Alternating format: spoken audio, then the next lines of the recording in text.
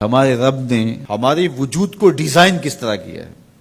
ہم جب کھانے لگتے ہیں تو سب سے پہلے ہم اس کھانے کو دیکھتے ہیں، اس کے اوپر کوئی نجاست تو نہیں لگی، کوئی غلاظت تو نہیں لگی، پہلے آنکھ اس کو چیک کرتی ہے، اس کے بعد پھر ہاتھ سے ہم لقمہ توڑتے ہیں یا اس چیز کو اٹھاتے ہیں تو ہمارا ہاتھ دیکھتا ہے کہ اس کے اوپر کوئی ایسی سختی تو نہیں ہے کہ جو ہمارے لیے تکلیف کا سبب ہو۔ پھر مالک نے ہماری ناک کو ہمارے منہ کے قریب رکھا ہے، ہماری آنکھیں دیکھتی ہیں، سونگتی نہیں ہیں، ہمارا ہاتھ پکڑ کے محسوس کرتا ہے لیکن سونگتا نہیں ہے۔ اب اس چیز کو ہم اپنے منہ کے قریب لانے لگے تو سب سے پہلے جو ہے وہ اس کو اس سینسر سے گزارا گیا کہ اس کے اندر کوئی معمولی سمیل بھی ہوئی تو یہیں سے چھوڑ دیں گے۔ لائے تھے ہم حلال رزق سے، لیکن پھر بھی ہم نے اس کو آنکھ سے چیک کیا، پھر ہاتھ نے چھوا، پھر سونگا، اس کے بعد پھر اب ہم زبان پہ رکھیں گے۔ اب ہمارے رب نے زبان کو 3 حصوں میں تقسیم کیا ہے۔ زبان کی جو نوک ہے اس کے اوپر نمکیات کو چکھنے کے ذائقے رکھے ہیں۔ زبان کا درمیانہ حصہ جو ہے یہ مٹھاس کا احساس کرتا ہے، اور حلق کے قریب جو حصہ ہے یہ کڑواہٹ کا احساس کرتا ہے۔ تو اب اس کو زبان پر رکھ کے چکھا کہ یہ بد ذائقہ تو نہیں ہے، اب زبان نے بھی کہہ دیا کہ اس کا ذائقہ بھی ٹھیک ہے۔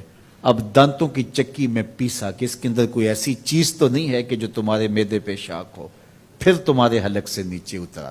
وہ رب نہیں چاہتا تمہارے حلق میں ایک لقمہ بھی ایسا جائے جس میں ذائقہ نہ ہو، جس کے اندر بدبو ہو، جس میں تعفن ہو، جس پر کوئی غلاظت ہو اور جو ناپسندیدہ ہو۔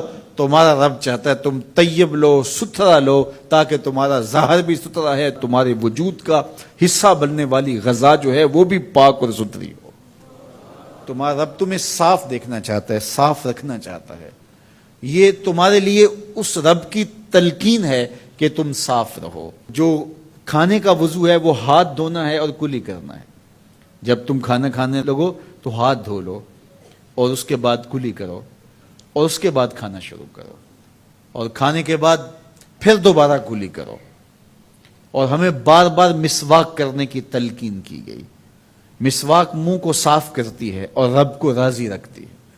میں نے کہا کہ جب بچہ پیدا ہوتا ہے تو اس وقت اس کو غسل دیا جاتا ہے، اور جب جنازہ اٹھتا ہے تو اس سے قبل بھی اس کو غسل دیا جاتا ہے۔ غسل سے کہانی شروع ہو کے غسل پہ ختم ہوتی ہے، اور ادھر صفائی اور ستھرائی کی کہانی یہ ہے کہ جب تک بچہ اپنے دانت صاف کرنے کی اہلیت نہیں رکھتا اتنی دیر تک دانت ہی نہیں اگتے، اس لیے کہ اب یہ صاف نہیں کر پاتا، اور جب وہ صاف کر پائے گا تو پھر دانت اگنا شروع ہوں گے، اور پھر ان دانتوں کو ہر لحاظ سے صاف رکھے، ان کو ستھرا رکھے۔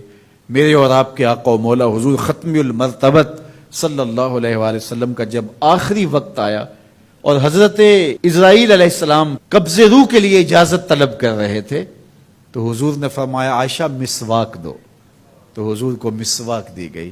نکاحت تھی، کمزوری تھی، اور مسواک سخت تھی، تو حضور نے ارشاد فرمایا عائشہ اس کو چبا کے دو۔ تو ام المومنین سید عائشہ رضی اللہ تعالیٰ عنہ فرماتی ہیں میں خوش قسمت ہوں کہ آخری لمحات میں میرا لعاب اور حضور کا لعاب مل گیا۔